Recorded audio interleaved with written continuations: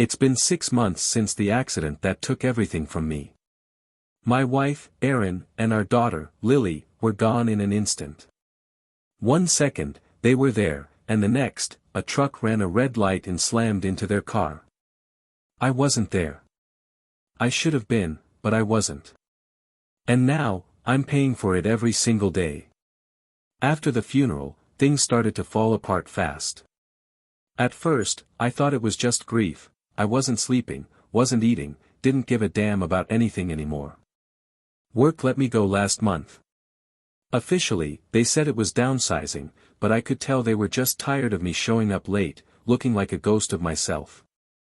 I couldn't even argue. I just packed my things and left. Then, the eviction notice came.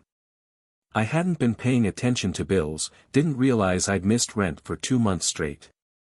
Now I'm living in my car, which isn't even mine anymore if you ask the repo company. They're after me for payments I can't make. Some legal bullshit about the loan defaulting and how they're going to seize it any day now. Just another thing to add to the pile of crap my life has become. I keep thinking this has to be the end of it. I keep telling myself it can't get any worse.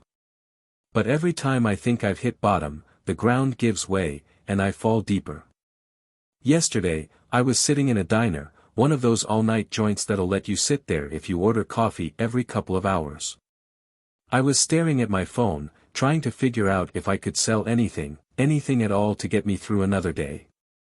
That's when she walked in. She was dressed in ragged clothes, looked as rough as I felt. She must have been homeless, too, hair all tangled, eyes sunken like she hadn't slept in days.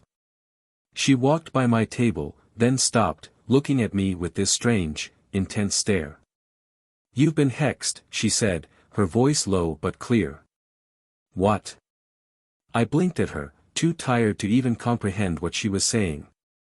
"A strong curse. It's following you. Everything you've lost, it's not just bad luck. You're under witchcraft." I wanted to laugh, to tell her to get lost, but there was something in the way she said it. Something about her eyes, wild but knowing. Like she saw right through me. I felt a cold shiver run down my spine.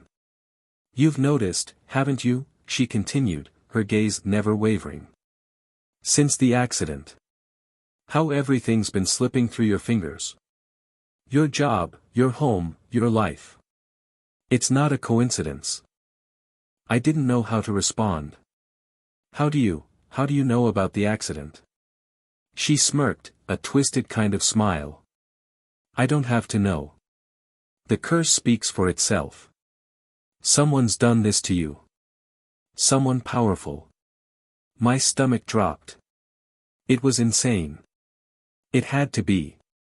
But deep down, I knew something wasn't right. It wasn't just grief, wasn't just bad luck. It felt like something had been pulling me down ever since that day. Like no matter how hard I tried, I couldn't get out from under the weight of it. She leaned in closer, her voice a whisper now. "It's not just a curse. It's a death mark. If you don't stop it, it'll take you next." I should have told her to leave me alone, to shove off with her crazy talk. But instead, I asked the question I didn't want to ask. How do I stop it? She reached into her coat and pulled out a small, tattered piece of paper.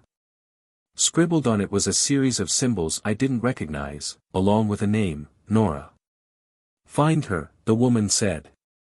"She's the only one who can help you. But be careful. The one who cursed you, she doesn't want you to win." I took the paper, my hands shaking. Before I could ask anything else, the woman was gone, slipping out of the diner like a shadow. I found Nora. Or at least, I think I did. She lives in a rundown apartment on the edge of town, the kind of place you'd pass by without giving a second glance. When I showed her the paper, she let me in without a word.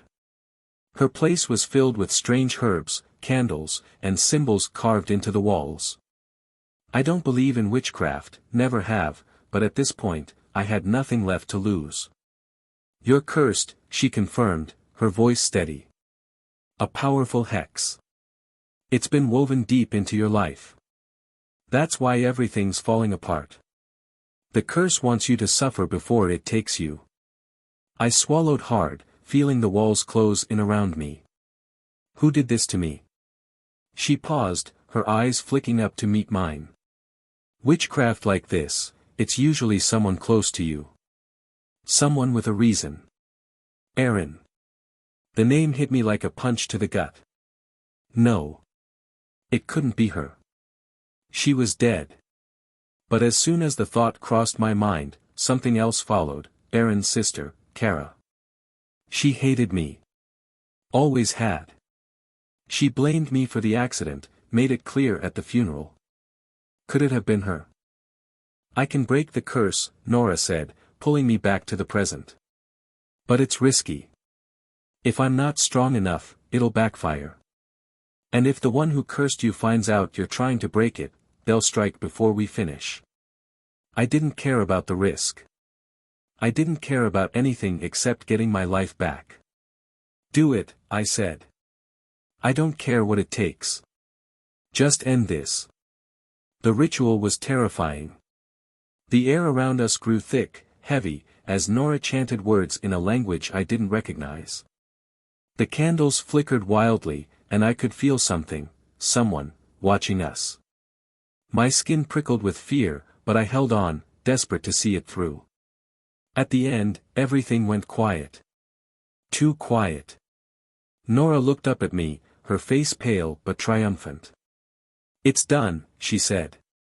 The curse is broken. Relief flooded through me. I thanked her, barely able to breathe, and rushed out of the apartment. I was free. Finally free. But as I walked down the dark street, a cold wind swept past me, carrying with it a familiar whisper. I stopped, my heart hammering in my chest. Not so fast, the voice hissed. I turned, and there she was. Kara. Standing under the streetlight, her eyes glowing with something dark and ancient. You really thought you could escape, she said, smiling that twisted smile. The curse isn't broken, James. It's only just beginning. I'm posting this now because I don't know how much time I have left. The curse is stronger than ever. If anyone knows what to do, how to stop her, please, help me. I don't know if I'll be able to come back online after this. But I don't think I'll be coming back at all.